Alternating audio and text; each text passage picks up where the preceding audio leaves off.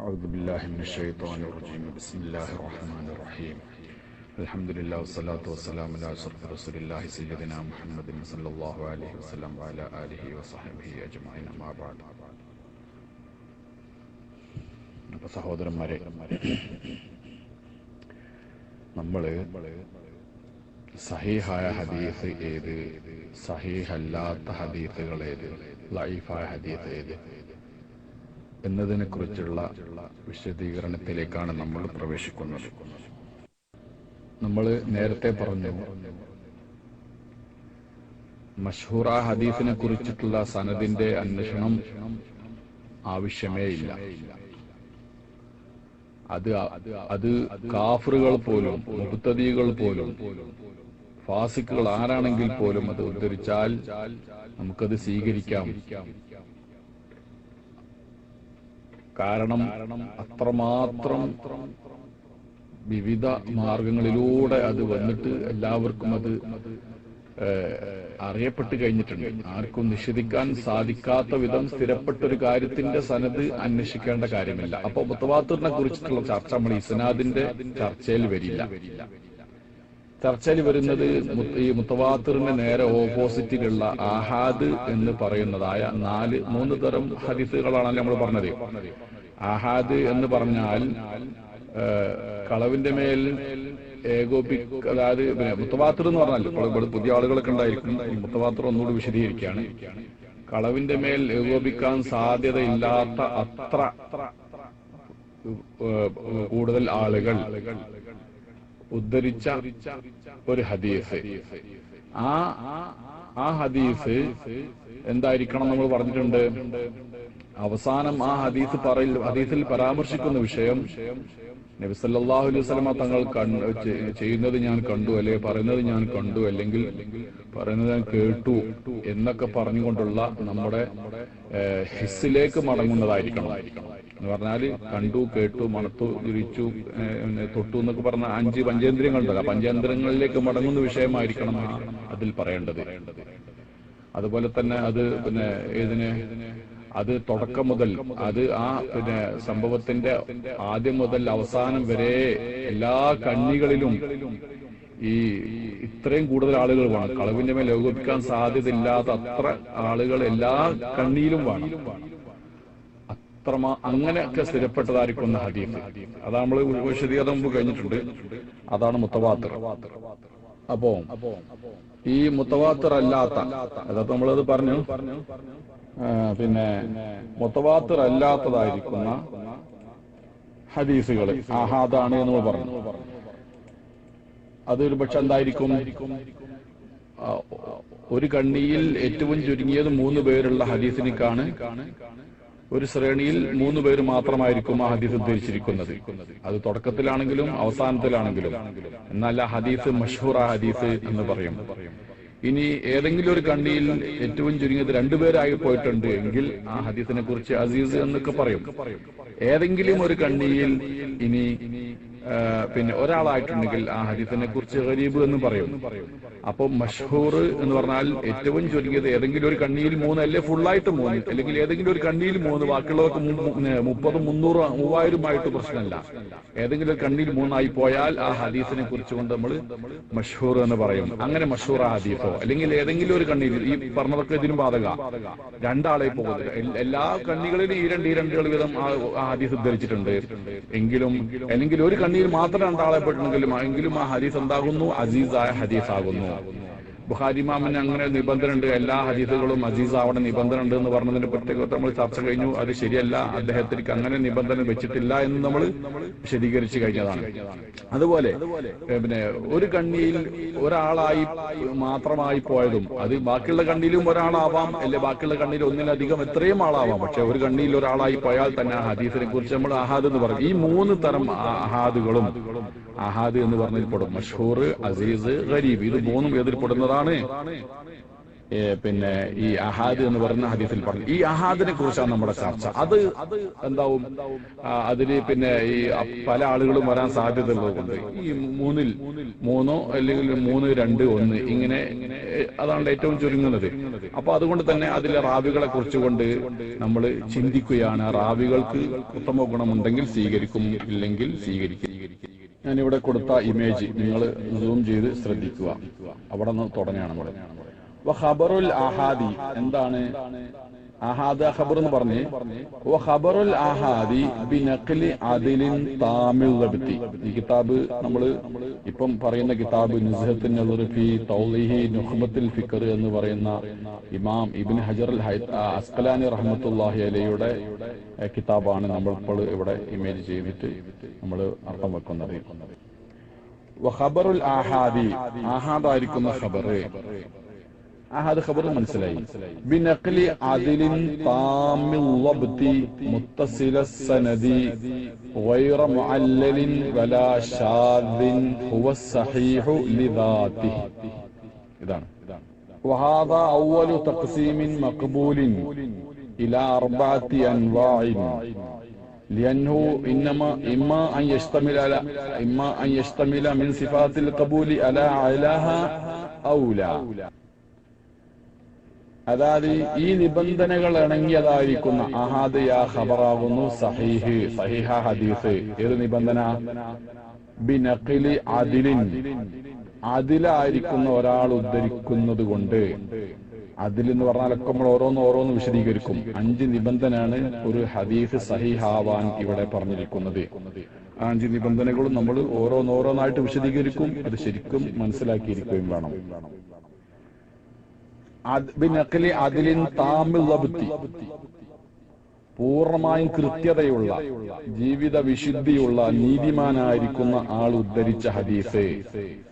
മുത്തസില സനദി, കണ്ണി മുറിഞ്ഞു പോവാത്ത, കണ്ണി എവിടെങ്കിലും തുടക്കത്തിലോ മധ്യത്തിലോ അവസാനത്തിലോ എവിടെയും ഒരു റാവി പോലും നഷ്ടപ്പെടാത്ത രീതിയിൽ അതിന്റെ പരമ്പര മുഴുവൻ ചേർന്നുകൊണ്ട് ഡയറക്റ്റ് ആയിട്ട് ഓരോ ഹദീസ് നിവേദകന്മാരും തന്റെ ഉസ്താദിൽ നിന്ന് നേരിട്ട് കേട്ട് അത് ആ കേട്ടത് കൃത്യമായ രീതിയിൽ ഹൃദയത്തിൽ അത് മനഃപ്പാടമാക്കി വെച്ച് അത് കേൾക്കുമ്പോഴും കൃത്യമായ രീതിയിൽ മനഃപ്പാടമാക്കി സഹീഹാക്കി അവിടെ ഹൃദയത്തിൽ സൂക്ഷിച്ചു. എന്നിട്ട് അത് പറഞ്ഞു കൊടുക്കുമ്പോഴും അതേ രൂപത്തിൽ തന്നെ ഒരു വ്യത്യാസം പോലും ഇല്ലാതെ അത് പറഞ്ഞു കൊടുക്കുകയും ചെയ്യുന്ന അതാണ് താമുൽ ലബ്ത്. അത് പിന്നെ എല്ലാ നിവേദകന്മാരും തന്റെ ശൈഖിൽ നിന്ന് നേരിട്ട് കേട്ടതാണ് മുത്തസില സനദ്. ഒരെങ്കിലും ഒരു വാസിത്ത് മുഖനൽ നേരെ തന്റെ ശൈഖിൽ നിന്ന് കേട്ടതാണ്. ഗൈറ മുഅല്ലലിൻ വലാ ഷാദിൻ, ആ ഹദീസിൽ പറഞ്ഞ ആ ഹദീസ് എന്താകാൻ പാടില്ല, എന്തെങ്കിലും ന്യൂനതകളെ കൊണ്ട് അവ്യക്തമാതായിരിക്കുന്ന വളരെ പിന്നെ ഈ വിഷയത്തിൽ ഹദീസ് നിദാന ശാസ്ത്രത്തിൽ വളരെ വൈദഗ്ധ്യം നേടിയതായിരിക്കുന്ന ആളുകളുടെ ദൃഷ്ടിയിലൊക്കെ കണ്ടുപിടിക്കാൻ പറ്റുന്നതിനാണ് ഇല്ലത്ത് എന്ന് പറയാം. ബാഹ്യം നോക്കിയാൽ അത് കാണില്ല. പക്ഷെ അതിൽ അവരെന്ത് ചെയ്യും? പിന്നെ ഇത്തരം ഇല്ലത്തുകളൊക്കെ അവർക്ക് മനസ്സിലാക്കാൻ സാധിക്കും. അപ്പോൾ നേരിട്ടു നബി സല്ലല്ലാഹു അലൈഹി വസല്ലം തങ്ങളിലേക്ക് ചേർക്കപ്പെടേണ്ട ഒരു ഹദീസിനെ സഹാബിയിലേക്ക് ചേർത്ത് പറയുക. അതായത് മുത്തസിലിനെ മുർസലാക്കുക, അല്ലെങ്കിൽ സഹാബിയിലേക്ക് ചേർത്ത് പറഞ്ഞതിനെ റസൂലിലേക്ക് ചേർത്ത് പറയാം, മൗഖൂഫിനെ മർഫൂ ആക്കുക തുടങ്ങിയതായിരിക്കും. അതൊക്കെ ഇല്ലത്തുകളാണ്, അതൊക്കെ ന്യൂനതകളാണ്. അങ്ങനെ ഒരു അപാകതയും ഇല്ലാത്ത, ഇല്ലത്തില്ലാത്ത വലാ ഷാദിൻ. ഷാദ് എന്ന് പറഞ്ഞാൽ അതിന്റെ നേരമർത്ഥം എന്തെന്ന് ചോദിച്ചാൽ, അതായത് ബഹുഭൂരിപക്ഷം യോഗ്യവാന്മാരായിരിക്കുന്ന നിവേദകന്മാർ ഉദ്ധരിച്ച ഹദീസിനോട് വിരുദ്ധമാവാതെ ഉദ്ധരിക്കുക. ഈ 4-5 നിബന്ധനകൾ മേളിച്ച ഹദീസിനിക്കാണ് സഹീഹായ ഹദീസ് എന്ന് പറയുന്നത്. നീതിമാൻ എന്ന് പറഞ്ഞാൽ നമ്മൾ ഉദ്ദേശിക്കുന്നത് അതെന്ത് വേണം? നീതിമാൻ എന്ന് പറയുന്നത് മുസ്ലിം ആയിരിക്കണം. അപ്പോ ഏതെങ്കിലും യഹൂദിയോ ഉദ്ധരിച്ച ഹദീസ് അല്ലെങ്കിൽ നസ്രാണി ഉദ്ധരിച്ച ഹദീസ് ഇതൊന്നും സ്വീകാര്യമല്ല. അതിൽ എന്ന് പറഞ്ഞാൽ എന്താണ്? നമ്മളത് വിശദീകരിക്കുമ്പോൾ ആ വിഷയങ്ങൾ നമ്മൾ പറയും. അപ്പോ അതിലായ താമുള്ളതായ കൃത്യതയോടെ രേഖപ്പെടുത്തി വെച്ചത്. കിതാബാണ് രേഖപ്പെടുത്തി വെച്ചത്, ഹൃദയത്തിൽ അല്ലെങ്കിൽ കൃത്യതയോടെ സൂക്ഷിച്ചു ഹൃദയത്തിൽ മനഃപ്പാടമാക്കിയതായിരിക്കുന്ന രീതിയിൽ ഉദ്ധരിച്ചത്. അത് സനദ് കണ്ണി മുറിയാതെ, നിവേദക പരമ്പര മുറിയാതെ റിപ്പോർട്ട് ചെയ്തത്, അതില് ന്യൂനതകളൊന്നും ഇല്ലാത്തത്. അതുപോലെ തന്നെ ബഹുഭൂരിപക്ഷം യോഗ്യവാന്മാരായിരിക്കുന്ന നിവേദകന്മാർ ഉദ്ധരിച്ച ഹദീസിന്റെ ആശയത്തിനോട് എതിരായിട്ട് ഉദ്ധരിക്കാത്ത ഹദീസുകള്. ഇങ്ങനെ 5 നിബന്ധനകൾ ഒരുമിച്ചുകൂടിയതായിരിക്കുന്ന ഹദീസിനിക്കാണ് ഹദീസുൻ സഹീഹുൻ എന്ന് പറയുന്നത്. അതായത് ഖബറുൽ അഹാദ്, അഹാദിയായ 3 ഇനങ്ങളും ഉൾപ്പെടുന്നതായ അഹാദ ഖബർ.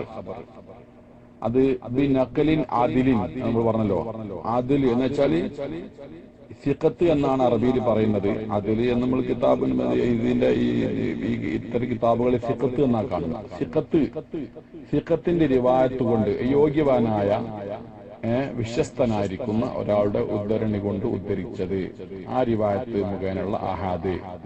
അപ്പൊ ഇന്ന് വെക്കുമ്പോൾ അതില് നീതിമാനാവണം എന്ന് പറയുമ്പോൾ ആരൊക്കെ പുറത്തു പോകും? ലഈഫാണെന്ന് അറിയപ്പെട്ട ആള് പുറത്തു പോകും. അല്ലെങ്കിൽ ആളെ മനസ്സിലാകുന്നില്ല. ഈ റാവിയെ കുറിച്ചുകൊണ്ട് നിരൂപകന്മാരാരും രേഖപ്പെടുത്തിയിട്ടില്ല അദ്ദേഹം ആരാണ്. അതായത് മജ്ഹൂലായ റാവിയാണ്. മജ്ഹൂലായ റാവി എന്ന് പറഞ്ഞാൽ നമ്മൾ മുമ്പ് പറഞ്ഞിട്ടുണ്ട്, മജ്ഹൂലുൽ ഐനുമുണ്ട്, മജ്ഹൂലുൽ ഹാലുമുണ്ട്. മജ്ഹൂലുൽ ഐൻ എന്ന് പറയുന്നത് അദ്ദേഹത്തിൽ നിന്ന് ഒരാള് മാത്രം ഉദ്ധരിച്ചത്. അദ്ദേഹത്തിൽ നിന്ന് ഈ ഹദീസിനെ 2 പേര് ഉദ്ധരിച്ചിട്ടില്ല, ഒരാൾ മാത്രമേ ഉദ്ധരിച്ചിട്ടു. അങ്ങനത്തെ റാവിയെ കുറിച്ചുകൊണ്ട് മജ്ഹൂലായ റാവി എന്ന് പറയുന്നു.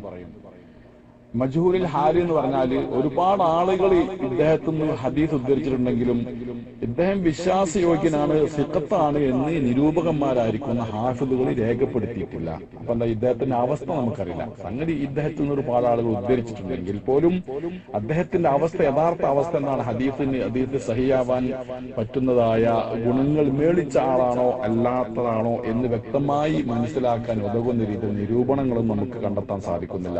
അപ്പൊ അദ്ദേഹത്തെ കുറിച്ച് മജ്ഹൂലുൽ ഹാലി എന്ന് പറയും. നമ്മൾ ഈ എല്ലാത്തിന്റെ ഉദാഹരണങ്ങൾ പറയട്ടോ, എല്ലാത്തിന്റെ ഉദാഹരണങ്ങൾ പറയുമ്പോൾ നിങ്ങൾ കൂടുതൽ മനസ്സിലാകും. അപ്പൊ ഇങ്ങനെ മജ്ഹൂലുൽ ഐനോ മജ്ഹൂലുൽ ഹാലോ അതിലെ ലഈഫായിരിക്കുന്ന ആളുകൾ ഉദ്ധരിച്ച ഹദീസ് ഒന്നും സഹീഹല്ല. പിന്നെ അതിൽ ചിലപ്പോൾ അതിൽ റിവായത്തിന് അതിലാണ് പറയുന്നത്. 2 അതിലുണ്ട് കിതാബിലൊക്കെ പറഞ്ഞു. റിവായത്തിൽ ഒരു ഹദീസിനെ ഉദ്ധരിക്കുന്നതിൽ മറ്റൊന്നിനും ഒരു സാക്ഷിയായതുകൊണ്ട് ഷഹാദത്തിന്റെ അതിലല്ല അവിടെ ഉദ്ദേശിക്കുന്നത്. അതുകൊണ്ട് തന്നെ ഇവിടെ പുരുഷന്മാരല്ലാത്ത സ്ത്രീകളും റാവിയായിട്ട് വരുന്നുണ്ട്. നബി സല്ലല്ലാഹു അലൈഹി വസല്ലം ഹദീസ് ഉദ്ധരിച്ചത് ആ സ്ത്രീകൾ, സഹാബി വനിതകൾ മാത്രമല്ല പറയുന്നത്, അവർക്ക് ശേഷം തന്നെ സ്ത്രീകൾ മാത്രം ഉദ്ധരിച്ച ഹദീസ്, അതിനിടയിൽ റാവി സ്ത്രീയായി വന്നിട്ടുണ്ട്. അപ്പൊ ഇങ്ങനെ ഒരു കിതാബ് തന്നെ ഉണ്ടായി. ഏത് സ്ത്രീകൾ ഉദ്ധരിച്ച ഹദീസ് എന്ന പേരിൽ ഒരു കിതാബ് തന്നെ അവർ മഹാനുണ്ടാക്കിയിട്ടുണ്ട്. അപ്പോ നീതിമാനായതായ ലഈഫോ മജ്ഹൂലുൽ ഐനോ മജ്ഹൂലുൽ ഹാലോ അല്ലാത്തതായ താമുൽ വബ്തി പൂർണ്ണമായും കൃത്യതയോടെ രേഖപ്പെടുത്തി വെക്കുന്ന, അല്ലെങ്കിൽ അതായത് ഇത് ഹദീസ് അദ്ദേഹം സ്വീകരിക്കുമ്പോൾ ഒന്നുകിൽ കിതാബിൽ കൃത്യതയോടെ രേഖപ്പെടുത്തി വെക്കുന്ന ആള്. താമുലബത്തിന് അർത്ഥം പറയുന്നത് കേട്ടോ, ഹദീസ് തന്റെ ശേഖറിൽ നിന്ന് കേൾക്കുമ്പോൾ ഒരു അക്ഷരം വിട്ടുപോവാതെ കൃത്യതയോടെ തന്റെ കിതാബിൽ എഴുതി വെച്ചുകൊണ്ട് അത് പകർന്നു കൊടുക്കുന്നത് വരെ കൃത്യതയോടെ സൂക്ഷിക്കുന്ന ആള്. കിതാബിലാണ് അദ്ദേഹം എഴുതി വെച്ചത്, കിതാബ് എന്നാണ് അദ്ദേഹം ഉദ്ധരിക്കുന്നതെങ്കിൽ. ഇനി കിതാബിന് ഉദ്ധരിക്കുന്നില്ല, അയാൾ നിൽക്കുന്നവരെ കേട്ടിട്ടത് ഹൃദയത്തിലാണ് സൂക്ഷിക്കുന്നത്. അപ്പോ തന്റെ ഷെയ്ഖ്, തന്റെ ഉസ്താദ് ഒരു ഹദീസ് പറഞ്ഞു തരുന്ന സന്ദർഭത്തിൽ വളരെ കൃത്യതയോടെ അത് സഹിയാണെന്ന് മനസ്സിലാവും, അദ്ദേഹത്തിന് ബോധ്യപ്പെട്ട് അത് തന്റെ മനസ്സിൽ കൃത്യമായ രീതിയിൽ സൂക്ഷിച്ചു വെക്കുകയാണ്. ആവശ്യം വരുമ്പോൾ ഇതിനെ എടുത്ത് ഉപയോഗിക്കാൻ പറ്റുന്ന രീതിയിൽ തന്റെ മനസ്സിൽ അതിനെ സൂക്ഷിച്ചു വെക്കുന്നതായ ആള്. ഇങ്ങനെ അതായത് സൂക്ഷിച്ചു വെക്കുകയും അത് തന്റെ ശിഷ്യന്മാർക്ക് പറഞ്ഞു കൊടുക്കുകയും ചെയ്യുമ്പോൾ അതേ രൂപത്തിൽ ഉദ്ധരിക്കാൻ സാധിക്കുകയും ചെയ്യുന്ന ആളാണ് താമുൽ ലബത്ത് എന്ന് പറയുന്നത്. ഇങ്ങനെ ആദിലായിരിക്കണം, താമുൽ ലബത്തായിരിക്കണം, പൂർണ്ണമായ കൃത്യതയോടെ ഉദ്ധരിക്കുന്ന ആളായിരിക്കണം. അപ്പൊ താമുൽ ലബത്താവെന്ന് പറയുമ്പോ എന്ത് ചെയ്യണം? അപ്പൊ കിതാബ് എന്നാണ് അദ്ദേഹത്തെ ഉദ്ധരിക്കുന്നത്. 2 രീതിയിൽ ഉദ്ധരിക്കാറുണ്ട്. മനസ്സിൽ നിന്ന് മനഃപ്പാടമുള്ളത് ഉദ്ധരിക്കാറുണ്ട്. അതുപോലെ തന്നെ കിതാബിൽ എഴുതി വെച്ചത് ഉദ്ധരിക്കാറുണ്ട്. ഇത് രണ്ടിലും ലബ്ത്ത് കൃത്യത വേണം. അപ്പൊ കൃത്യത വേണം എന്ന നിബന്ധന സഹീഹ ഹദീസിന്റെ ഒരു പ്രധാന ഘടകമാണ്. 5 ഘടകങ്ങളിൽപ്പെട്ട ഒരു പ്രധാന ഘടകമാണ്. നീതിമാനായിരിക്കണം എന്ന് പറഞ്ഞതിൽ ഇൻഷാ അല്ലാഹ് കുറച്ചും കൂടി വിശദീകരിക്കാണ്ട് ഞാൻ പറയാം. താമുൽ ലബത്ത് എന്ന് പറഞ്ഞുകൊണ്ട് ഇപ്പോ എന്തെങ്കിലും ലബത്തില് എന്തെങ്കിലും പോരായ്മ വന്നു വെച്ചോളി, കിതാബ് എന്ന് ഉദ്ധരിച്ചു കൊടുക്കുന്ന ഒരാളാണ്. അപ്പൊ കിതാബ് എന്നാണ് തന്റെ ശിഷ്യന്മാർക്ക് അദ്ദേഹം കൊടുക്കുന്നത്. പക്ഷെ ആ കിതാബിലേക്ക് എന്തെങ്കിലും എന്ത് ചെയ്തിട്ടുണ്ട്, കിതാബിൽ എഴുതി പകർത്തിയെടുത്ത് ഈ പകർത്തുന്ന വ്യക്തികളിൽ എന്തെങ്കിലും സംഭവിച്ചു, അല്ലെ ഇദ്ദേഹത്തിന് എന്തെങ്കിലും സംഭവിച്ചു, ഈ അബു എന്നുള്ളടത്ത് ഇബിന് നയിപ്പോയി, അങ്ങനെ സംഭവിച്ചിട്ടുണ്ട്. അതെ, അബൂ ദാവൂദ് അല്ലെങ്കിൽ അബി അൽക്കമ എന്ന് പറഞ്ഞിട്ട് ഇബിന് അൽക്കമ എന്ന് എഴുതി പോയാൽ പാപ്പ മകനായി തീരുകയാണ്. അബു നേതന്റെ അടുത്ത് ഇബിനായി പോയി. അപ്പൊ എന്തായി, അവിടെ അക്ഷരം തസ്ഹീഫ് ആവുകയാണ്. അല്ലെങ്കിൽ എന്ത് ചെയ്ത് എഴുതി വെച്ച കിതാബിൽ എന്തേ വെള്ളം ഒറ്റ വീണിട്ട് ആ എഴുത്ത് മാഞ്ഞു പോയി. നമ്മൾ ഇന്നത്തെ അതിലുള്ള സൗകര്യങ്ങളൊന്നും ഇല്ലല്ലോ. പഴയ കാലത്ത് ഒക്കെ പെണ്ണ് മഷി എടുത്തിട്ട് എഴുതി വെച്ചിട്ട് ഉണക്കി വെക്കണം. അതിലെന്തെങ്കിലും ചതല് വീണ് അല്ലെങ്കിൽ പിന്നെ വേറെ ഏതെങ്കിലും രീതിയിൽ എഴുത്ത് മാഞ്ഞു പോയി, അല്ലെ ആ കിതാബ് നശിച്ചുപോയി, അല്ലെ കിതാബ് കത്തിക്കരിഞ്ഞു പോയി, അല്ലെങ്കിൽ വെള്ളത്തിൽ ഒലിച്ചുപോയി, ഇങ്ങനെയുള്ള രൂപത്തിലൊക്കെ എന്തെങ്കിലും പിന്നെ നാശങ്ങൾ ഈ എഴുതി വെച്ച കിതാബിലേക്ക് വന്നിട്ടുണ്ടെങ്കിൽ അതിന് ഉദ്ധരിക്കുന്ന ഹദീസ് എന്താവില്ല, സ്വീകാര്യമല്ല. കാരണം എന്തുകൊണ്ട്, ലബ്ത്ത് എന്ന് പറയുന്ന പ്രധാനപ്പെട്ട നിബന്ധന അവിടെ നഷ്ടപ്പെട്ടിരിക്കുന്നു. അപ്പം പിന്നെ വളരെ എന്ത് ചെയ്യണം, പൂർണ്ണമായ പൂർണ്ണമായ സംരക്ഷണം തന്റെ കിതാബിന് അദ്ദേഹത്തിന് വരുത്താൻ സാധിക്കണം. ആ കിതാബിൽ നിന്ന് ഉദ്ധരിക്കുന്ന ഹദീസിനിക്ക് മാത്രമേ സ്വീകാര്യതയുള്ളൂ. എന്തെങ്കിലും രൂപത്തില് വാക്കുകൾ കുറെ ഹദീസിന് ഒരു കുഴപ്പമില്ല, പക്ഷെ കുറച്ച് ഹദീസ് താഴേക്ക് വന്ന് നോക്കുമ്പോൾ ആൾ കുറച്ച് ചതല് കയറിയിട്ടുണ്ട്, അല്ലെങ്കിൽ വെള്ളം വീണിട്ട് അത് മാഞ്ഞു പോയിട്ടുണ്ട്, ഇബിനായി പോലെ ഇബിന് അബാവും പോലെ അബാവും പോലെ, ഇങ്ങനെ പല വ്യത്യാസം ഹദീസിനും വരാം, സനദിനും വരാം. ഇങ്ങനെയുള്ള വ്യത്യാസങ്ങളൊക്കെ വന്നു കഴിഞ്ഞ ഹദീസിനെ കുറിച്ചുകൊണ്ട് ആ ഹദീസിനെ നമുക്ക് എന്ത് ചെയ്യാൻ പറ്റില്ല, സഹിഹാണെന്ന് വിധി എഴുതാൻ പറ്റത്തില്ല. കാരണം ലബ്ത്ത് എന്ന് പറയുന്ന പ്രധാനപ്പെട്ട കൃത്യത നഷ്ടപ്പെട്ടിരിക്കുന്നു എന്നുള്ളതാണ്. അതുപോലെ തന്നെ ലബത്തിന്റെ അപ്പൊ എന്ത് കിതാബ് ഉദ്ധരിക്കുമ്പോഴാണ്, ഇനിയിപ്പോ അയാള് പിന്നെ ഈ ഒരു റാവി തന്റെ ഹൃദയത്തിൽ നിന്നാണ് ഹദീസ് ഉദ്ധരിക്കുന്നത്. നല്ല ഓർമ്മശക്തിയാണ് അദ്ദേഹം, നല്ല ഓർമ്മശക്തിയുള്ള സന്ദർഭത്തിലൊക്കെ മനഃപ്പാടമാക്കി വെച്ചു. ഇമാം ബുഖാരി റഹ്മത്തുള്ളാഹി അലൈഹി പോലൊക്കെ വലിയ ഒരു, അതായത് ചലിക്കുന്ന ക്യാമറകൾ. അതാണ് ഈ മഹാന്മാരൊക്കെ. ക്യാമറ എന്താ, നല്ല പവറുള്ള, നല്ല ഏറ്റവും അത്യന്താധുനികമായ രീതിയിൽ നിർമ്മിതമായിരിക്കുന്ന ഒരു ക്യാമറ. ആ ക്യാമറ റഖമിയ എന്ന് പറയുന്നല്ലോ. അപ്പൊ ഇത്തരത്തിലുള്ള അത് എല്ലാം പങ്കിട്ട് തന്റെ തലച്ചോറിൽ അതേ രൂപത്തിൽ പകർത്തി വെക്കാനും കേട്ടത് അതേ രൂപത്തിൽ സൂക്ഷിച്ചു വെക്കാനും കഴിവുള്ള അപാര ബുദ്ധിയുടെയും അപാര ഓർമ്മശക്തിയുടെയും ഉടമകളായിരുന്നു മഹാന്മാരായ മുഹദ്ദിസുകൾ. അല്ലാത്തവരുണ്ട്, അവരാണ് മുഹദ്ദിസുകളെ അറിയപ്പെട്ടതെന്ന് അർത്ഥം. നമ്മുടെ ചരിത്രത്തിൽ മുഹദ്ദിസുകൾ അറിയപ്പെടുന്നതൊക്കെ ഇത്തരം കഴിവുകൾ മേടിച്ചവരാണ്. അപ്പോ ഇമാം ബുഖാരി റഹ്മത്തുള്ളാഹി അലൈഹി പോലെ, ഇമാം മുസ്ലിം റഹ്മത്തുള്ളാഹി അലൈഹി പോലെ ആയിരിക്കുന്ന ഹിഫ്ദുൽ ശക്തിയുള്ള ആളുകൾ. അപ്പൊ അവരെ ഹദീസുകൾക്ക് സ്വീകാര്യമാണ്. നേരെ മറിച്ചുകൊണ്ട് ഹിഫ്ദിൽ കുറച്ച് തകരാറുകൾ വന്നതായിരിക്കുന്ന പിന്നെ ചില ഹദീസുകളുണ്ട്. അപ്പോ അത് ശ്രദ്ധ കുറവ് വന്നിട്ടുണ്ട്. അദ്ദേഹം അത് ഉസ്താദിൽ നിന്ന് കേൾക്കുമ്പോൾ ശ്രദ്ധ കുറവ് വന്നിട്ട് എന്താണ് കൃത്യമായി ഉസ്താദ് പറഞ്ഞത് എന്ന് മനസ്സിലാക്കാൻ സാധിക്കാതെ വന്നിട്ട്, പക്ഷെ എഴുതി വെച്ചിട്ടുണ്ട്. അല്ല, എഴുതിയൊക്കെ എല്ലാം മനസ്സിലാക്കിയിട്ടുണ്ടെങ്കിൽ അത് ശരിക്കും ഗഫലത്ത്, അല്ലെങ്കിൽ എന്ത് ചെയ്ത് കുറച്ച് പഴവ് വന്ന് പോവുക. അതായത് ഏതാണ് ശരി ഏതാണ് തെറ്റെന്ന് വേർതിരിക്കാൻ അറിയാത്ത രൂപത്തിൽ ഒരുപാട് പഴവുള്ള ആളാണ്, അല്ലെങ്കിൽ ഗഫലത്തുള്ള ആളാണ്. അപ്പൊ എന്തായി ചുരുക്കം പറയുകയാണെങ്കിൽ ഇങ്ങനെ വരുന്ന ആളുകൾക്ക് എന്ത് ചെയ്യും, മനഃപ്പാടമുള്ളതാണല്ലോ. അപ്പൊ മൗഖൂഫ് ഹദീസിനെ ആൾ എന്ത് ചെയ്യും, മർഫൂ ആക്കും.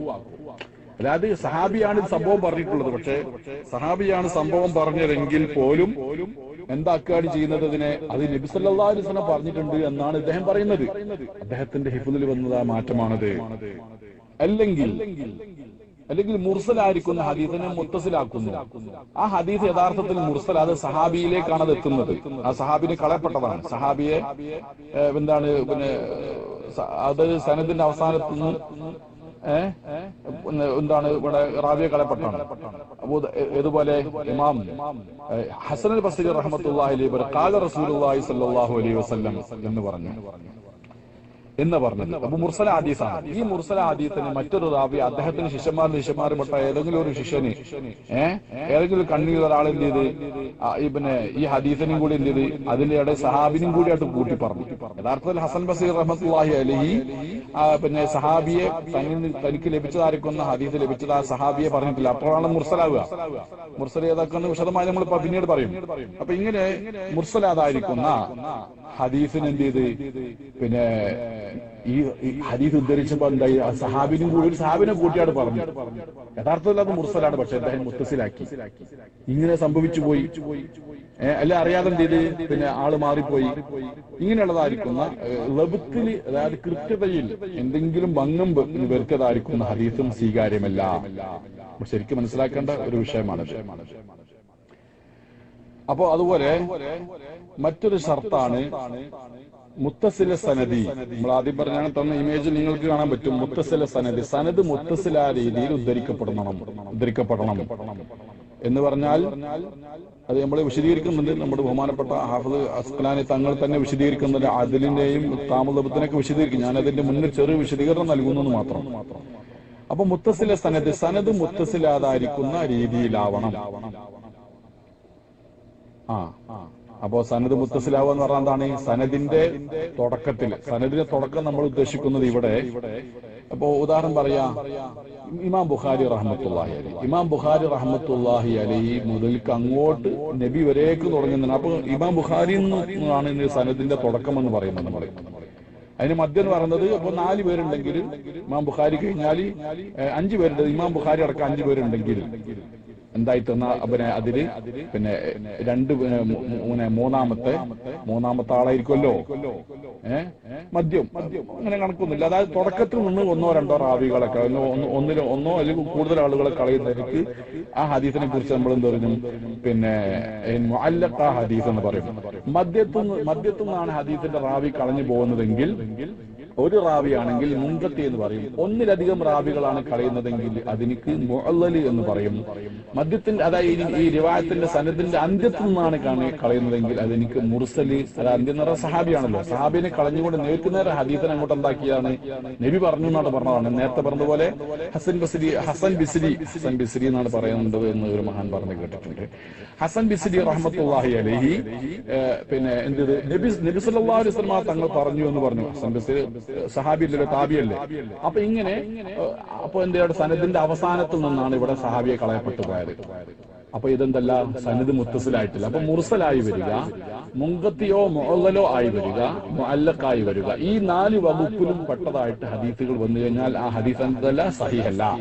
ഹദീസ് എന്താകുന്നു, ലഈഫ് ആകുന്നു. പക്ഷെ ലഈഫ് ആണെങ്കിലും എന്ത് ചെയ്യും, പിന്നെ ആ മുഅല്ലഖായിരിക്കുന്ന ഹദീസുകൾ, മുഅല്ലഖ ഹദീസുകൾക്ക് ചിലരെന്ത് ചെയ്യും, മുർസല ഹദീസുകൾ ഒക്കെ സ്വീകാര്യമല്ല എന്ന് എല്ലാവർക്കും അഭിപ്രായമല്ല.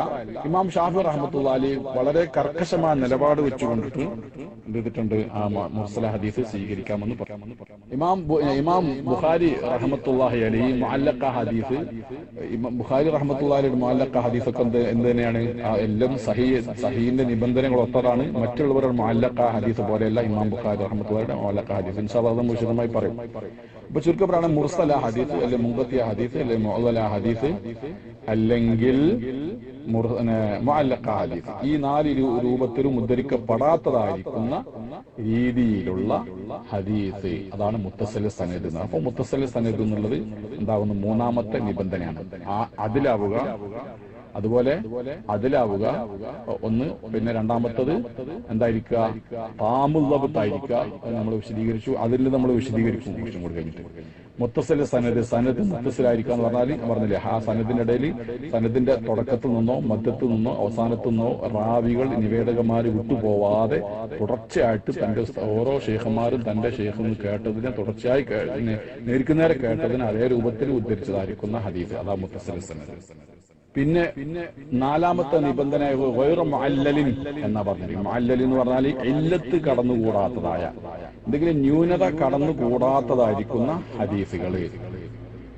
അതുപോലെ തന്നെ ബഹുഭൂരിപക്ഷം ഉദ്ധരിച്ചതായിരിക്കുന്ന ഹദീസിനോട് എതിരായി ഉദ്ധരിച്ച ഹദീസും ആവാതെ വരുന്നു. ഈ രണ്ട് നിബന്ധനകൾ സനദിലേക്ക് ചേർത്തുകൊണ്ടല്ല എന്നാണ് മനസ്സിലാക്കേണ്ടത്. ഈ പിന്നെ പ്രശ്നങ്ങൾ വരുന്നത് ഇല്ലത്തായും ഷാദായും വരിക എന്നുള്ളത് അത് ഏതിനാണ് ബാധകമാവുന്നത്? അത് ഹദീസിന്റെ മത്തിനാണ് ബാധകമാകുന്നത്. ഹദീസ് പറഞ്ഞ വിഷയം ടെക്സ്റ്റിനോട്, അതായത് ഈ നിവേദക പരമ്പരയുമായി ബന്ധപ്പെട്ട വിഷയമല്ല ഇല്ലത്ത് ഷാദ് എന്നൊക്കെ പറയുന്നത്. അപ്പോ 5 നിബന്ധനയായി. അതിലായിരിക്കണം, താമുൽ വബത്തായിരിക്കണം, അതുപോലെ മുത്തസിൽ സനദായിരിക്കണം, ഗൈറ മുഅല്ലലായിരിക്കണം, ഷാദ് അല്ലാത്തതുമായിരിക്കണം, ഇല്ലാ ഷാദ്. ഈ 5 നിബന്ധനകൾ ഒരുമിച്ച് കൂടിയതായിരിക്കുന്ന ഹദീസിനെ കുറിച്ചാണ് എന്തെന്ന് പറയാ, പിന്നെ സഹിഹായ ഹദീസ് എന്ന് പറയുന്നത്. ഇങ്ങനെയുള്ള ഹദീസുകൾ എന്താണ് മഖ്ബൂലാകുന്നു. ഇനി നമ്മൾ എന്ത് ചെയ്യാ, ബഹുമാനപ്പെട്ട ഇബ്നു ഹജർ തങ്ങൾ പറഞ്ഞ കിതാബിലേക്ക് തന്നെ പോകാം. അപ്പോ അർത്ഥം വെക്കുക, ഖബറുൽ അഹാദി ബിനഖ്ലി അദ്ലിൻ താമിൽ വബ്തി മുത്തസിൽ സനദി ഗൈറ മുഅല്ലലിൻ വലാ ഷാദിൻ ഹുവ സഹീഹുൽ ദാത്തി വഹാദ അവ്വൽ തഖ്സീമിൻ മഖ്ബൂലിൻ ഇലാ 4 അൻവാഇൻ. ഇങ്ങനെ ഇതൊക്കെ എന്താണ്, ഈ നിബന്ധനകളൊക്കെ ഒത്തതായിരിക്കുന്ന ഹദീസ് സ്വീകാര്യയോഗ്യമായ മഖ്ബൂല ഹദീസാണ്. അതിന് നമ്മൾ എന്ത് ചെയ്യാണ്, 4 ഓഹരി ചെയ്യാൻ പോവുകയാണ്. അപ്പൊ ഇത്തരത്തിൽ സഹിഹായിരിക്കുന്ന ഹദീസിനെ തന്നെ 4 വിധത്തിൽ നമ്മൾ ഓഹരി ചെയ്യാണ്. അതെന്തുകൊണ്ടാണ് 4 വിധത്തിൽ ഓഹരി ചെയ്യുന്നത്? ഇപ്പൊ അതായത് ഈ പറയപ്പെട്ട രൂപത്തിൽ വന്നത് മുഴുവനും എന്താകുന്നു, നമ്മളിപ്പോ പറഞ്ഞ ഉദ്ദേശം എന്താണ്, സഹീഹുൽ ദാത്തിയാണ്. സഹീഹുൽ ദാത്തിഹി എന്ന് പറയുന്നതായ പിന്നെ ഹദീസിന്റെ നിബന്ധനയാണ് നമ്മൾ ആദ്യം പറഞ്ഞത്. അത് ഏറ്റവും പ്രഥമവും പ്രധാനവുമായിട്ടുള്ള ഹദീസിന്റെ ഏറ്റവും ടോപ്പിൽ നിൽക്കുന്ന ഒരു സഹീഹ ഹദീസിന്റെ എല്ലാ ഗുണങ്ങളും മേളിച്ചതായിരിക്കുന്ന ഹദീസിന്റെ നിബന്ധനകളാണ് നമ്മൾ ഇപ്പോൾ പറഞ്ഞ 5 നിബന്ധനകൾ. ഇനി ബാക്കി 3 ഉണ്ട്. അത് ആഹാദായിരിക്കുന്ന ഖബർ 4 ഓഹരിയാകും. ആഹാദായിരിക്കുന്ന ഖബർ എന്താണ്? അത് ഈ പറയപ്പെട്ടതായി ഈ 5 നിബന്ധനകൾ ഒത്തതാണെന്നുണ്ടെങ്കിൽ അത് സഹീഹുൽ ദാത്തിഹിയാണ്. ഇനി ഈ അഹാദ ഖബർ എന്റെ മഖ്ബൂലായ മറ്റ് 3 ഇനങ്ങൾ ഏതൊക്കെയാണെന്നുള്ളത് ശേഷം പറയുന്നുണ്ട്. ഈ സഹീഹുൽ ദാത്തി നമ്മളിപ്പോൾ പറഞ്ഞ 5 നിബന്ധനകൾ ഒത്തതായിരിക്കുന്ന ആഹാദായിരിക്കുന്ന ഖബർ സ്വീകാര്യയോഗ്യമാതായിരിക്കുന്ന ഇതിന്റെ 4ൽ 1 ഇനമാകുന്നു. എന്തുകൊണ്ടാണ് 4ൽ 1 ഇനമാകുമ്പോൾ ബാക്കി 3 ഇനം എങ്ങനെ വന്നതും ചോദിച്ചാൽ, അന്നോ ഇമ്മ യസ്തമില മിൻ സിഫാത്തിൽ ഖബൂലി അലാ അലാഹ ഔലാ. കാരണം എന്തുകൊണ്ട് വെച്ചാല് ഈ ഹദീസിന്റെ സ്വീകാര്യതയ്ക്ക് ആവശ്യമാതായിരിക്കുന്ന ഗുണങ്ങൾ അതിന്റെ ഉന്നതമായ രീതിയിലായിരിക്കും ചില ഹദീസിൽ ഉണ്ടാവുക. ചില ഹദീസിൽ അത്ര തന്നെ ഉന്നതമാവില്ല, മീഡിയം സൈസിലുള്ള ഗുണങ്ങളേ ഉള്ളൂ. അല്ലെങ്കിൽ ചില ഹദീസിൽ അത്രയും താലും മീഡിയം ഇല്ല, കുറച്ചും കൂടി ഒരു മിനിമം രൂപത്തിലുള്ള ഗുണങ്ങളെ ഉണ്ടാവുള്ളൂ.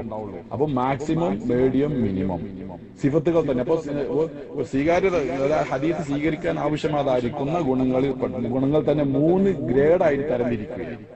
എന്താണ് ആ 3 ഗ്രേഡ് എന്ന് ചോദിച്ചാൽ, അത്യുന്നതമായിരിക്കുന്ന ഏറ്റവും ടോപ്പിൽ കിടക്കുന്നതായിരിക്കുന്ന ഗുണങ്ങൾ. അപ്പൊ ചില നമ്മൾ ഉദാഹരണ സഹിതം പറയുമ്പോൾ നമുക്ക് കൂടുതൽ വ്യക്തമാവും. ചില നിവേദക പരമ്പരകളൊക്കെ നിവേദക മറാബികളായിരിക്കുന്ന ആളുകളൊക്കെ ഉദ്ധരിച്ച ഹദീസ് അത്യുന്നതമായ ഇമാം മാലിക് റളിയല്ലാഹു തആല, ഇമാം മുഹമ്മദ് റളിയല്ലാഹു തആല, ഇമാം ഷാഫി റഹ്മത്തുള്ളാഹി അലൈഹി, ഇമാം നാഫി റഹ്മത്തുള്ളാഹി അലൈഹി, ഇമാം അബ്ദുല്ലാഹി ഇബ്നു ഉമർ സഹാബിനെ നമ്മൾ പരിഗണിക്കേണ്ടതില്ല, അതെന്തായാലും എല്ലാവരും ആദിലീങ്ങളാണ്. അപ്പോ അവിടെ നിങ്ങോട്ട് പോരുന്ന ചില റാവികളൊക്കെ വളരെ ഉന്നതമായ ഹദീസ് സ്വീകരിക്കാൻ ആവശ്യമുള്ള യോഗ്യതകൾ ഒരുമിച്ച് കൂടിയതായിരിക്കുന്ന ആളുകളായിരിക്കും. അത്യുന്നതമായ രീതിയിൽ, ഏറ്റവും ടോപ്പ് രീതിയിൽ. എന്നാൽ എല്ലാവരും ഒരുപോലെ അല്ലല്ലോ. ചില ആളുകൾ എന്തായിരിക്കും, മീഡിയമായ നിലയ്ക്ക് അത്ര തന്നെ ആദ്യം പറഞ്ഞ രൂപത്തിൽ തന്നെ അത്രമാത്രം ഉന്നതമായ രീതിയിലുള്ള ഗുണങ്ങളില്ലെങ്കിലും കുറച്ചും കൂടി താന്ന രീതിയിൽ ഇവരെ മീഡിയം സൈസിലായിട്ട് എന്ത് ചെയ്യുന്നുണ്ട്, ഇവരിൽ ആ ഗുണങ്ങൾ ഒരുമിച്ച് കൂടിയിട്ടുണ്ടായിരിക്കും ഒന്നുകില്ല അങ്ങനെയല്ല. അല്ലെങ്കിൽ അത്ര തന്നെ മീഡിയം ഇല്ല, അതില്ല മാക്സിമം ഇല്ല, മീഡിയം ഇല്ല, പിന്നെ മിനിമം യോഗ്യതയാണ് ഉള്ളത്. ഹദീസ് സ്വീകാര്യയോഗ്യമായ മിനിമം യോഗ്യത, ആ മിനിമം യോഗ്യത ഉള്ള അവരെ ഉദ്ധരിക്കുന്ന ഹദീസായിരിക്കും. ഇങ്ങനെ 3 രൂപത്തിലായിരിക്കുമല്ലോ സംഗതി ഉണ്ടാവുക. ഒരു കാര്യത്തിൽ നമ്മൾ ഡിവൈഡ് ചെയ്യുമ്പോൾ ഈ രൂപത്തിൽ നമ്മൾ ഡിവൈഡ് ചെയ്യാൻ, ഒന്നിരിക്കൽ മാക്സിമം, അല്ലെങ്കിൽ മീഡിയം, അല്ലെങ്കിൽ മിനിമം. ഈ 3 രൂപത്തിൽ വരുമ്പോഴാണ് ഹദീസ് എന്ത് ചെയ്യുന്നത് ഈ 4 ഇനമായി തിരിയുന്നത്. അതൊക്കെ എല്ലാം സ്വീകാര്യം തന്നെയാണ്. ഈ പറയപ്പെട്ട 4 രീതിയിലുള്ള സ്വീകാര്യം. എന്തുകൊണ്ട് ഈ പറയപ്പെട്ട അടിസ്ഥാനപരമായിരിക്കുന്ന നിബന്ധനകൾ അതിലൊക്കെ ഉണ്ടാവും. ഏറ്റക്കുറച്ചിലൂടെ അതിലായിരിക്കും എന്നുള്ളത് സംശയമല്ല. അതിൽ തന്നെ എന്തുണ്ടാവും, ചിലപ്പോൾ ഏറ്റക്കുറവുള്ളായിരിക്കുന്ന നീതിമാനായിരിക്കുക എന്നുള്ളത് ഏറ്റക്കുറവുള്ളായിരിക്കുന്ന ആളുകൾ ഉണ്ടായിരിക്കും. അതുപോലെ ഈ കൃത്യത താമുള്ള ബുദ്ധ എന്ന് പറഞ്ഞത് ഏറ്റക്കുറവുള്ള ആളുകൾ ഉണ്ടായിരിക്കും. അതുപോലെ സനദ് മുത്തസിലാകുക എന്നുള്ളത് അത് പിന്നെ പറ്റൂല. അതായത് അത് എന്തായാലും വേണം, സനദ് മുത്തസിലായിരിക്കണം. പിന്നെ ഇല്ലത്ത് ഷാദ് എന്നൊക്കെ പറഞ്ഞ രീതിയിലുള്ള ഇല്ലത്തും ഷാദും ഒരിക്കലും എന്ത് ചെയ്യാൻ പാടില്ല. ഈ സ്വീകാര്യോഗ്യമായിരിക്കുന്ന 4 ഇല്ലത്തുള്ള ഹദീസോ ഷാദ ഹദീസോ പാടില്ല. അപ്പൊ പിന്നെ അങ്ങനെയുള്ള ഹദീസുകളൊക്കെ അപ്പൊ പിന്നെ അതിലും താമുദബുത്തായിട്ട് ബന്ധപ്പെട്ടുകൊണ്ടുള്ള ഏറ്റക്കുറച്ചിലുകളാണ് മറ്റു രീതിയിലുള്ള മൂന്ന് വകുപ്പിലേക്ക് ഇതിനെ തരംതിരിക്കുന്നത്. ഇനി അൽ അവ്വലു അസ്സഹീഹു ലിദാത്തി, ഇതൊക്കെ നിങ്ങളാ പിന്നെ ഇത് ഉപയോഗപ്പെടുത്തിക്കൊണ്ട് കേൾക്കണം. അപ്പം നുസ്ഹത്ത് നദർ എന്ന് പറയുന്ന അസ്കലാനി തങ്ങളുടെ കിതാബ് നാം ഉദ്ധരിക്കുന്നത് അൽ അവ്വലു അസ്സഹീഹു ലിദാത്തി, ഏറ്റവും ഒന്നാമതായിട്ടുള്ളത് സഹീഹു ലിദാത്തിയാണ്. അത് നമ്മൾ പറഞ്ഞു. എന്താണ് സഹീഹു ലിദാത്തി വെച്ചാല് ബിനഖ്ലി അദ്ലിൻ താമിൽ വബ്തി മുത്തസില സനദി ഗൈറ മുഅല്ലലിൻ വലാ ശാദിൻ ഹുവ സഹീഹു ലിദാത്തി. അതാണ് സഹീഹു ലിദാത്തി. വസാനി രണ്ടാമത്തത് ഇൻ വിജിതമായ യജ്ബുറു ദാലിക്കൽ ഖുസൂറ. രണ്ടാമത്തെ എന്താണ്, അതായത് ഇങ്ങനെ പൂർണ്ണമായ കൃത്യതയില്ല, അതിലും ഉണ്ടെങ്കിലും നീതിമാനാണെങ്കിലും കുറച്ചൊക്കെ എന്താണ് പിന്നെ ലേശം ഒരു ഹിഫ്ള് പിന്നെ ചെറിയ രീതിയിലുള്ളതായ പിന്നെ കുഴപ്പങ്ങളൊക്കെ ഉണ്ട്. അതിൽ നിന്നുള്ളത് അതിലെ എല്ലാത്തിലും വേണമെന്നുള്ളത് നിബന്ധനയാണ്. അതിൽ താമുദബത്തിലാണ് പ്രശ്നമുള്ളത്. അതായത് കൃത്യതയിൽ സംഗതി അത്ര തന്നെ കൃത്യതല്ല, നേരത്തെ പറഞ്ഞ അത്ര കൃത്യതല്ല, കുറച്ച് കുറവാണ്. ഒരു മീഡിയം സൈസിലുള്ള കൃത്യതയേ ഉള്ളൂ എങ്കിൽ എന്തായിത്തീർന്നു. പക്ഷെ ആ കൃത്യത കുറവിന് തത്തുല്യമാ മറ്റു ചില റാവികളും ഇതേ സമാനമായ ഹദീസിനെ ഉദ്ധരിച്ചുകൊണ്ട് ഈ പോരായ്മയെ നികത്തിയിട്ടുണ്ടെങ്കിൽ അതിനേക്കാണ് എന്താ പറയാ സഹീഹുൽ ഗൈരിഹി എന്ന് പറയും. ഇൻ വിജിതമായ യജ്ബുറു ദാലിക്കൽ ഖുസൂറ, അതായത് പിന്നെ അതായത് ഒരു ഹദീസ് സഹിയാവാനുള്ള ഏറ്റവും അത്യുന്നതമായിരിക്കുന്ന ഗുണങ്ങളില്ല, ആ ഗുണങ്ങൾ ഇതിൽ കുറവാണ്. പക്ഷെ ആ കുറവിനെ പരിഹരിക്കപ്പെട്ടിട്ടുണ്ട്. ഏതുപോലെ കസറത്ത് തുർക്കി വേറെ ഈ പരമ്പരയിലൂടെ വേറെ പരമ്പരയിലൂടെ വേറെ ചില ആളുകളൊക്കെ ഉദ്ധരിച്ച ഹദീസും ഇതിന്റെ അതേ സമാനമായ ആശയങ്ങൾ ഉള്ളതായിരിക്കുന്ന മറ്റു ചിലരൊക്കെ ഉദ്ധരിച്ച ഹദീസുകൾ ഇതിലേക്ക് പിൻബലമേകുന്നുണ്ട്. അങ്ങനെ പിൻബലം ലഭിച്ചത് കൊണ്ടിട്ട് ഈ പോരായ്മ നികന്നു പോയിട്ടുണ്ടെങ്കിൽ ആ ഹദീസിനെ ഫഹുവ അസ്സഹീഹു, അതും സഹീഹ് തന്നെയാണ്. ലാകിൻ ലാ ലിദാത്തിഹി, പക്ഷേ സഹീഹുൽ ദാത്തിഹി അല്ല. സഹീഹുൽ ദാത്തി എന്ന് വെച്ചാൽ എന്താ, അത് മറ്റുള്ള വേറെ ഹദീസുകളുടെ പിന്തുണ ഉണ്ടോ അല്ലേ നോക്കിയിട്ടല്ല സഹീഹുൽ ദാത്തി സഹിയാവുന്നത്. അത് സ്വന്തമായ നിലയ്ക്ക് തന്നെ അത് സഹിയാണ്. എന്നാൽ ഈ രണ്ടാമത്തെ വകുപ്പ് എന്താണ്, അത് സ്വന്തമായ നിലയ്ക്ക് സഹി അല്ലെങ്കിലും മറ്റു ചിലരൊക്കെ ഉദ്ധരിച്ചതായിരിക്കുന്ന ഹദീസുകളോട് പിൻബലമുള്ളത് കൊണ്ട് സഹിയായതാണ്. അതുകൊണ്ട് സഹീഹുൽ ഗൈരി നേർക്കുനേർ സഹിയാതല്ല, പുറത്തുനിന്നുള്ളതായിരിക്കുന്ന പിന്തുണ ലഭിച്ചിട്ട് സഹിയായതാണ് എന്നർത്ഥം. ഇനിയിപ്പോ എന്താവും, ഈ പറയപ്പെട്ട ഉന്നതമായ ഗുണങ്ങള് അത്ര തന്നെ ഇല്ല, കുറവാണ്. ആ കുറവിനെ ഏതെങ്കിലും വേറെ രീതിയിലൂടെ വേറെ വിവിധ തരീക്കിലൂടെ ഉദ്ധരിക്കപ്പെട്ട ഹദീസ് കൊണ്ട് പരിഹരിക്കപ്പെട്ടിട്ടുണ്ടെങ്കിൽ അത് എന്താണ് സഹീഹുൽ ഗൈരിഹാണ്. ഇനി പരിഹരിക്കപ്പെട്ടിട്ടില്ല എന്ന് വെച്ചോളൂ. ഇപ്പൊ മൂന്നാമത്തെ വകുപ്പ് അങ്ങനെ വരാലോ, പരിഹരിക്കപ്പെട്ടിട്ടില്ല. അതായത് ഒരു സഹീഹുൽ ദാത്തിഹിക്ക് ആവശ്യമായിരിക്കുന്ന ഗുണങ്ങൾ ഈ ഹദീസിലില്ല.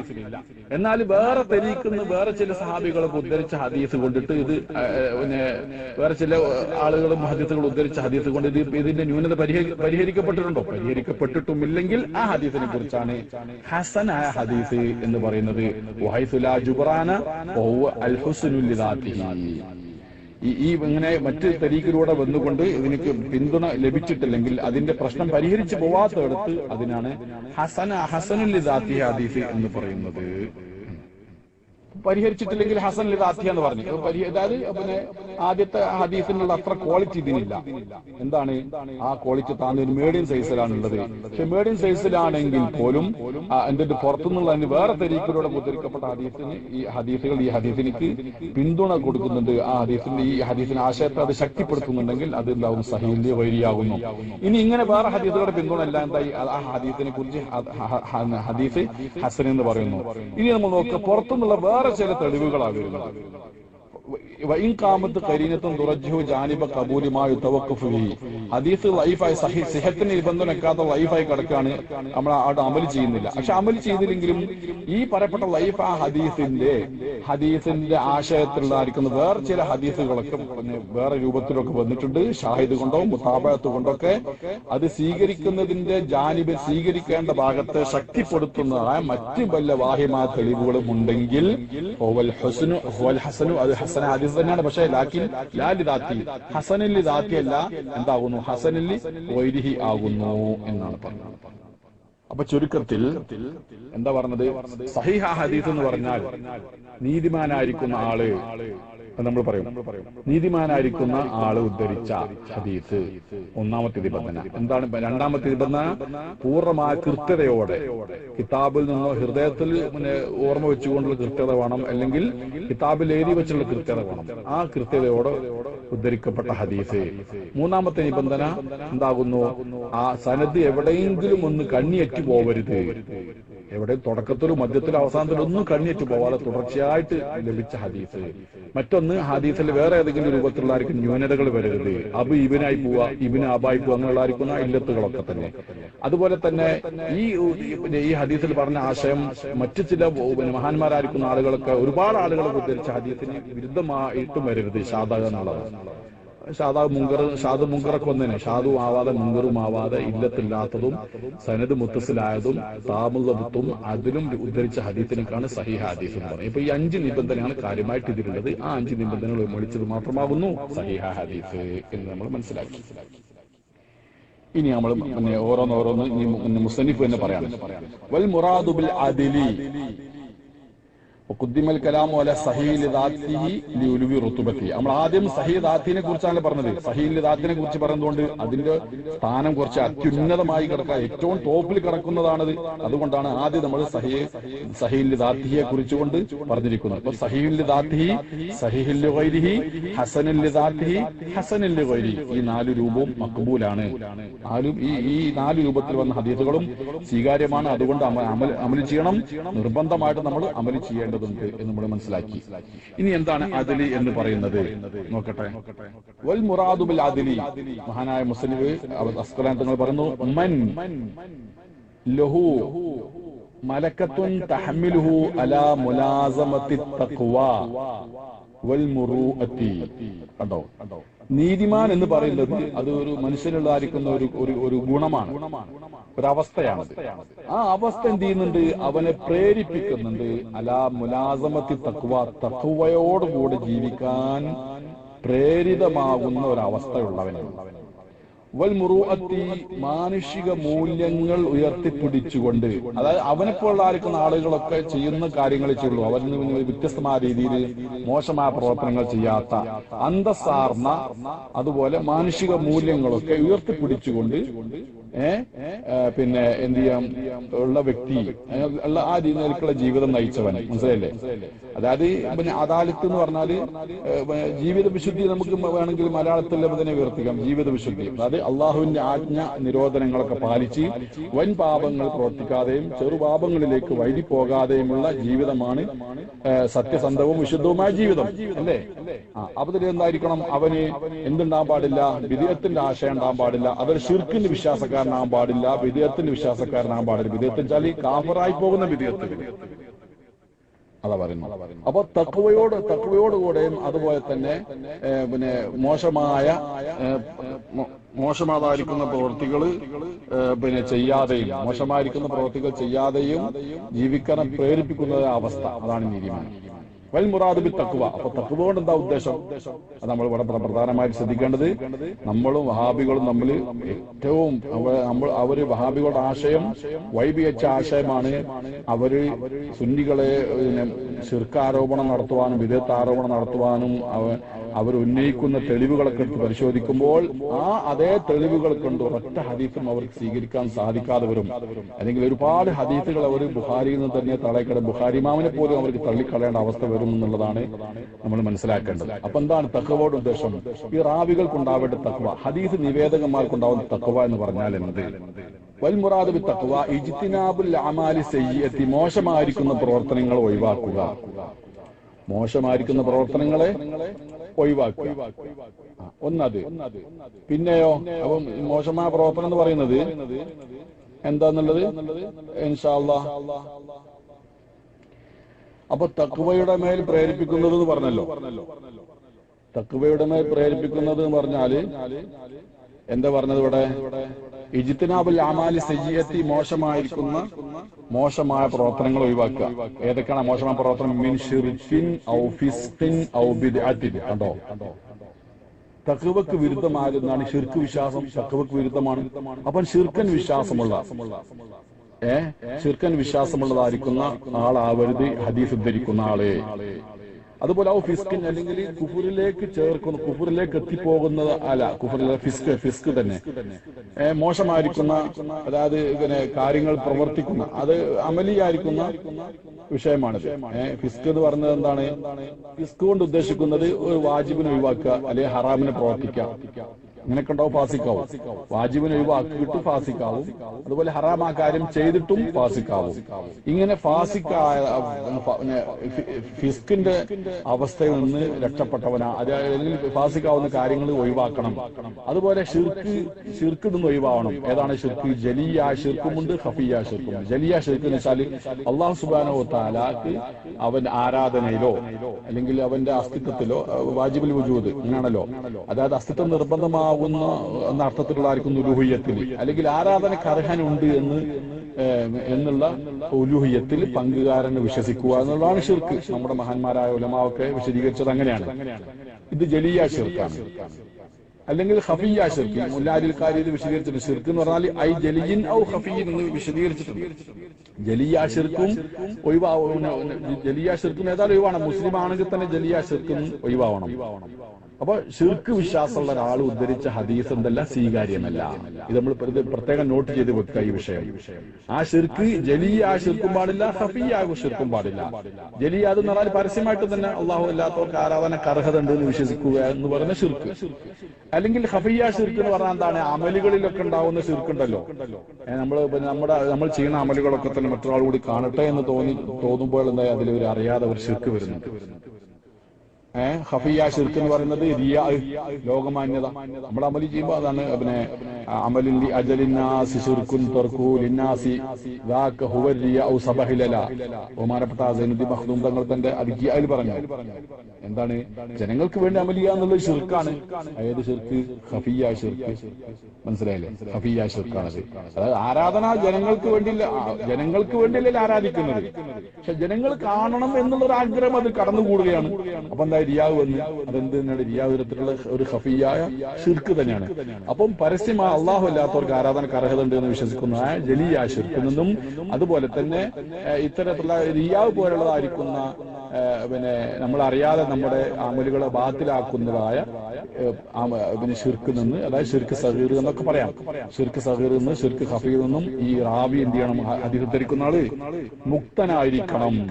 ഔ ഫിസ്കിൻ, അല്ലെങ്കിൽ ഫിസ്ക് നമ്മൾ പറഞ്ഞു വാജിബിനെ ഉപേക്ഷിക്കാല്, ഹറാമാകാരത്തെ ഉപേക്ഷിക്കുക. ഔ ബിദ്അത്തിൻ, അല്ലെ ബിദ്അത്തുന്നു മുക്തമായിരിക്കണം. ഏത് ബിദ്അത്ത്? എല്ലാ ബിദ്അത്തും അല്ല. ഔ ബിദ്അത്തിൻ ഐ മുകഫിറത്തിൻ ഔ ദാഇയത്തിൻ മിൻ സാഹിബിഹ ഇലാ മദ്ഹബിൽ ഫാസിൽ എന്ന് മുല്ലാരിൽ കാര്യം വിശദീകരിക്കുന്നുണ്ട്.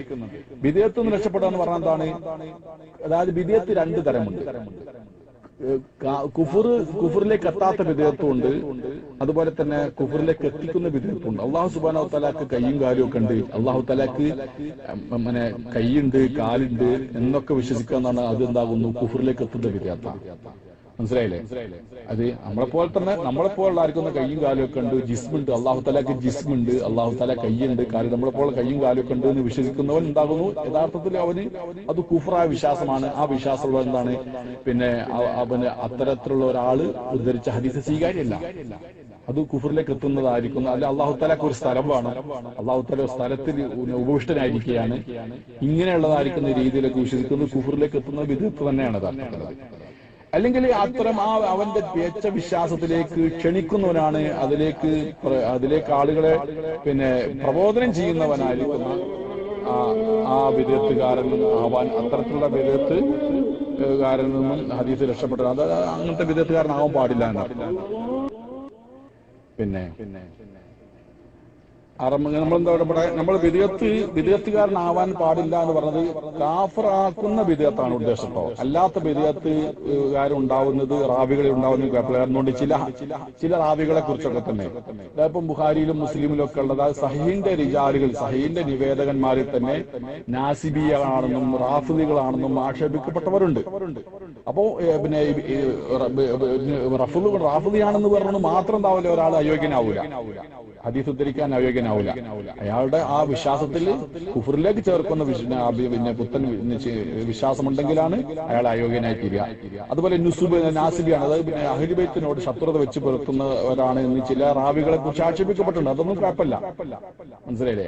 പക്ഷേ കുഫറിലേക്ക് എത്തിക്കുന്ന രീതിയിലുള്ള ബിദ്അത്തോ ജലിയായോ ഹഫിയോ അതായിരിക്കുന്ന ഷിർക്കോ ഉള്ളവനാകാൻ പാടില്ല. ഇതാണ് തഖ്വ കൊണ്ട് ഇവിടെ ഉദ്ദേശിക്കപ്പെട്ടിരിക്കുന്നത്.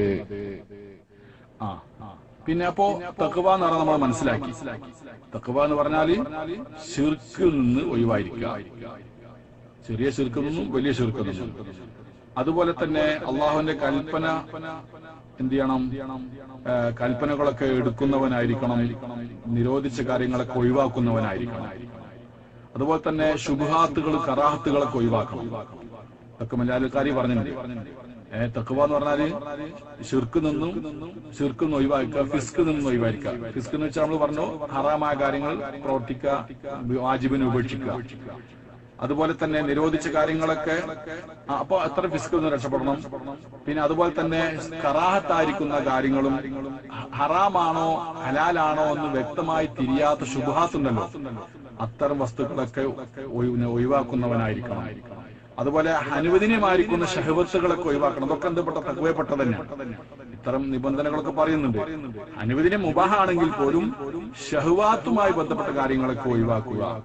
അതുപോലെ തന്നെ അവന്റെ മൊത്തം എല്ലാ അവസ്ഥയിലും അശ്രദ്ധയെ ഒഴിവാക്കുക, ഗഫലത്തില്ലാത്തവനായിരിക്കുക. അതായത് സാധാരണ ശറഇൽ മോശമായിട്ട് പിന്നെ പറയപ്പെടുന്നതായ കാര്യങ്ങളിൽ നിന്നൊക്കെ അവൻ എന്ത് ചെയ്യണം, മൊത്തത്തിൽ സൂക്ഷ്മത ഉള്ള ജീവിതമായിരിക്കണം അവൻ നയിക്കേണ്ടത് എന്നർത്ഥം. അതാണ് തഖ്വ കൊണ്ട് ഇവിടെ ഉദ്ദേശിക്കുന്നത്. പിന്നെ മുറുവത്തുവാണെന്ന് അറിയും. മുറുവത്ത് എന്ന് പറഞ്ഞാൽ നമ്മൾ നേരത്തെ പറഞ്ഞതാണ് മാനുഷിക മൂല്യങ്ങൾ, അതായത് ഉന്നതമായിരിക്കുന്ന മാനുഷിക ഗുണങ്ങൾ ആർജിച്ചവൻ എന്നാണ് മുറുവത്തുള്ളവൻ എന്നുകൊണ്ട് നമ്മൾ സാധാരണ മലയാളത്തിൽ നമ്മൾ പറയാറുള്ളത്. എന്താണ് ഉന്നതമായിരിക്കുന്ന മാനുഷിക മൂല്യങ്ങൾ ആർജിക്കുക എന്ന് പറഞ്ഞാല് അത് മുല്ലാലിൽ ഖാരി റഹ്മത്തുള്ളാഹി അലൈഹി പറയുന്നു, വഹുവ കമാലുൽ ഇൻസാനി മിൻ സിദ്ഖിൽ ലിസാനി. മനുഷ്യന്റെ പൂർണ്ണതകളാണ്. ഏതൊക്കെയാണത്? സത്യസന്ധത, സിദ്ഖുൽ ലിസാൻ സത്യം പറയുക. അതുപോലെ വഹ്തിമാലി അസറാത്തിൽ ഇഖ്വാനി, നമ്മുടെ കൂട്ടുകാരുടെ പിഴവുകളൊക്കെ എന്ത് ചെയ്യുക, സഹിക്കാനുള്ളതായിരിക്കുന്ന ശക്തിയുള്ളവൻ. അതുപോലെ ബദറുൽ ഇഹ്സാൻ ഇലാ അഹ്ലി സമാനി വകഫിൽ അദാനിൽ ജിറാനി, അത് നമ്മുടെ നാട്ടുകാർക്ക് നമ്മുടെ സമകാലികർക്ക് വലിയ നന്മ ചെയ്തു കൊടുക്കുക. അയൽവാസികൾക്ക്, നമ്മൾ കൂടെ താമസിക്കുന്നവർക്കും അയൽവാസികൾക്ക് തന്നിൽ നിന്നുണ്ടായിരിക്കുന്ന ബുദ്ധിമുട്ടുകളൊക്കെ ഒഴിവാക്കുക, ബുദ്ധിമുട്ടുകൾ അവരൊന്നും ബുദ്ധിമുട്ടിക്കാതിരിക്കുക. ഇതൊക്കെ തന്നെ ഇതിൽ പെടും, മുറുവത്തിൽ പെടും. ചില വേറെ അഭിപ്രായം എന്താണ്, അവനെ പോലുള്ള ആളുകളുടെ സ്വഭാവം കൊണ്ട് സ്വഭാവമുള്ളവനായിത്തീരും. وقيل التخلق بأخلاق أمثاله وأقرانه وولدانه ولبسه ومشيه وحركاته وسكناته وسائر صفاته. എന്നുവെച്ചാൽ അവന്റെ നടത്തത്തിലും അതുപോലെ അവന്റെ പിന്നെ അനക്കത്തിലും അടക്കത്തിലും അവന്റെ വസ്ത്രധാരണയിലും നടത്തത്തിലും എല്ലാറ്റിലും തന്നെ നല്ല നല്ല ഉത്തമ ഗുണങ്ങൾ മേളിച്ച രീതിയിൽ ഉള്ളവനായിരിക്കുക എന്നാണ്. അപ്പൊ പിന്നെ വേറെ കിതാബിലൊക്കെ കാണാം മുറുവത്തിനെതിരായ പ്രവർത്തനങ്ങൾ. ഊറക്കിടുന്ന ഒരു പണി എടുക്കുന്നവൻ മുറുവത്തിനും നിരക്കാത്ത പണിയാണ് ഊറക്കിടുന്നവൻ. അതുപോലെ പിന്നെ ഈ ഹിജാമത്ത്, ഈ കൊമ്പ് വെക്കുക എന്നുണ്ടല്ലോ, കൊമ്പ് വെക്കുക എന്നുള്ള ഈ കൊമ്പ് വെക്കുക എന്ന് പറയുന്ന ആ പണി മുറുവത്തിന് എതിരായിട്ട് ചില കിതാബിലൊക്കെ കാണുന്നുണ്ട്. അതുപോലെ ചെരുപ്പ് തുന്നുക എന്നുള്ള പണികൾ, ഇതൊക്കെ എന്താണ്, അതൊക്കെ അത്യാവശ്യ ഘട്ടത്തിൽ ചെയ്യേണ്ടി വരും. ഇതൊക്കെ സാധാരണഗതിയിൽ അനുയോജ്യമല്ലാത്ത പണികൾ. അതുപോലെ വഴിയിൽ മൂത്രിക്കുക, പോകുന്ന വഴിയിലൊക്കെ മൂത്രിക്കുന്നവനാകുമ്പോൾ അന്തസ്സിന് വിരുദ്ധമായ പ്രവർത്തനമാണ്. അതുപോലെ തന്നെ മോശമായിരിക്കുന്ന അങ്ങാടിയിലൊക്കെ അങ്ങാടി പിള്ളേരുടെ കൂടെ എന്ത് ചെയ്യുക, സാവാസം കെട്ടി നടക്കുക, ഇതൊക്കെ മുറുവത്തിന് വിരുദ്ധമായ പ്രവർത്തനമാണ്. അല്ലെങ്കിൽ കളിക്കാൻ പോവുക പരസ്യമായിട്ട്, ഫുട്ബോൾ കളി മറ്റു കളിയൊക്കെ.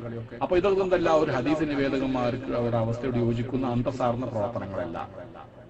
അപ്പോ ഇത്തരം കാര്യങ്ങളൊക്കെ തന്നെ എന്ത് ചെയ്യുക, ഒഴിവാക്കിക്കൊണ്ട് മുറുവത്തുള്ളവനായിരിക്കണം. അതുപോലെ ഷിർക്ക്, ഫിസ്ക്, ബിദ്അത്ത് പോലെയുള്ളതായിരിക്കുന്ന കാര്യങ്ങളിൽ നിന്നൊക്കെ രക്ഷപ്പെട്ടുകൊണ്ട് എന്തായിരിക്കണം, അവൻ തഖ്വയോടുകൂടെ ജീവിക്കുന്നവനുമായിരിക്കണം. അതാണ് അദ്ലിന്റെ അർത്ഥം. അപ്പൊ ഇൻഷാ അല്ലാഹ് പിന്നെ ളുഹർ ബാങ്ക് കൊടുത്ത് ഇനി ളുഹർ നിസ്കാരം കഴിഞ്ഞിട്ട് ഇൻഷാ അല്ലാഹ് നമുക്ക് ഇനി മഗ്‌രിബിന് ശേഷമോ രാത്രിയോ എന്ത് ചെയ്യുക, അതിന്റെ ബാക്കി ഭാഗം നമ്മൾ പൂർത്തീകരിക്കാം. ഞാനിവിടെ ഉദാഹരണങ്ങളൊന്നും പറഞ്ഞില്ല, ഹദീസിന്റെ ഉദാഹരണത്തിലേക്ക് ഞാൻ കടന്നിട്ടില്ല. ഹദീസിന്റെ ഉദാഹരണ സഹിതം പറയുമ്പോഴാണ് നമുക്ക് കൂടുതൽ വ്യക്തമാകുക. ഞാൻ അതിന്റെ ഈ നിർവചനങ്ങളും അതിന്റെ വിശദീകരണവും മാത്രമേ നൽകിയിട്ടുള്ളൂ. അതിന് പൂർത്തിയായിട്ടില്ല. അതിലിനെ കുറിച്ചിട്ടുള്ള ചർച്ച മാത്രമാണ് പറഞ്ഞത്. മൊത്തത്തിൽ അതിന് ചെറിയ വിശദീകരണം ആദ്യം നൽകിയെങ്കിലും അതിൽ എന്ന് പറഞ്ഞതിലുള്ള പ്രത്യേകമായ വിശദീകരണമാണ് ഞാൻ നൽകിയിരിക്കുന്നത്. അതിലാവുക എന്ന് പറഞ്ഞാൽ ഷിർക്കുള്ള. അപ്പൊ എന്തായി, നമ്മുടെ ഇമാം ബുഖാരി റഹ്മത്തുള്ളാഹി അലൈഹിയുടെ ഹദീസുകളിൽ നമ്മുടെ പിന്നെ വഹാബികൾക്കൊന്നും സ്വീകരിക്കാൻ പറ്റില്ല. കാരണം മുഹമ്മദ് ബിൻ മുൻകദിർ എന്ന് പറയുന്നതായ താബി പണ്ഡിതൻ മഹാനാണ്. അദ്ദേഹം നബി സല്ലല്ലാഹു അലൈഹി വസല്ലമയുടെ ഖബർ കൊണ്ട് ഇസ്തിഗാഥ ചെയ്യുന്ന ആളായിരുന്നു എന്ന് സ്ഥിരപ്പെട്ടു വന്നിട്ടുണ്ട്. അപ്പോ ഇവരെ കുറിച്ചിടത്തോളം, അതായത് ആരെ, ഈ പിന്നെ വഹാബികളെ കുറിച്ചിടത്തോളം ബുഖാരി ഇമാമിന്റെ ഉസ്താദായിരിക്കുന്ന മുഹമ്മദ് ബിൻ മുൻകദിർ എന്നിവരുടെ 200ഓളം ഹദീസുകൾ സ്വീകരിക്കാൻ പറ്റില്ല. ബുഖാരി ഇമാമിന് സ്വീകരിക്കാൻ പറ്റില്ല. എന്തുകൊണ്ട്? ആ ഉസ്താദ് ശിർക്ക് കാണാതെ ആ ഉസ്താദിനെ സിഖത്തായിട്ട് അംഗീകരിച്ച ആളാണല്ലോ ബുഖാരി ഇമാമ്. അപ്പോ അത് ശിർക്കല്ല എന്നാണ് ഇവരൊക്കെ മനസ്സിലാക്കിയത്. അപ്പോ പിന്നെ അതെന്താണ്, ഷിർക്കായിട്ട് അംഗീകരിക്കുക എന്നുള്ളത് അത് വലിയ പാടില്ലാത്തതാണല്ലോ. അപ്പോ ആരും മുൻകഴിഞ്ഞ മഹാന്മാരിലെ ഒരൊറ്റ ആളും തന്നെ ഇവരുടെ വീക്ഷണത്തിൽ, ഇവരുടെ പുതിയ നിർവചനം അനുസരിച്ചുകൊണ്ട്, ഷിർക്കിന്റെയും തൗഹീദിന്റെയും അതുപോലെ വിദഗ്ധത്തിന്റെയും നിർവചനം അനുസരിച്ചുകൊണ്ട് ഒരൊറ്റ യോഗ്യവാനായിരിക്കുന്ന റാവികൾ നമുക്ക് കാണാൻ പറ്റില്ല എന്ന് നമ്മൾ മനസ്സിലാക്കുക ഇതിനിടെ വരികൾക്കിടയിലൂടെ. അപ്പോ ഇൻഷാ അല്ലാഹ് ബാക്കി കാര്യം നമ്മൾ അടുത്ത ക്ലാസ്സിൽ പറയാം. രാത്രിയോ അല്ലെങ്കിൽ നാളെയോ നമുക്ക് ആ ഭാഗം വിശദീകരിക്കാമെന്ന് അറിയിക്കുന്നു. വാഹിർ ദവാന അൽഹംദുലില്ലാഹി റബ്ബിൽ ആലമീൻ. അസ്സലാമു അലൈക്കും വറഹ്മത്തുള്ളാഹി വബറകാതുഹു.